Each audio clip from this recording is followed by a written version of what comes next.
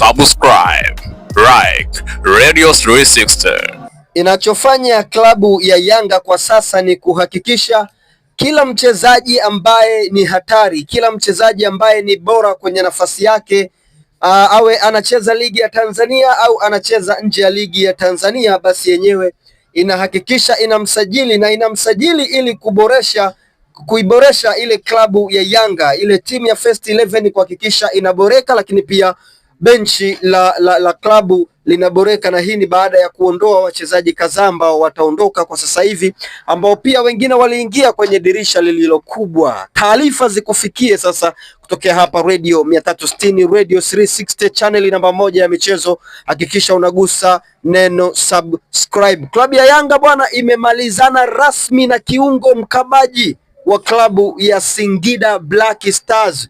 Huyu si mwingine bali ni Damaro Kamara.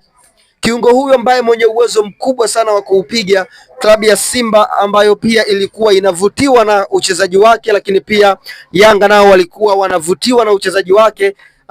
Engineer amemalizana kila kitu na Singida Black Stars, wamekubaliana kila kitu na Damaro Kamara anadondoka Jangwani. Mpaka muda huu tunapozungumza jina lake limeshaingizwa kwenye wale wachezaji wa Yanga.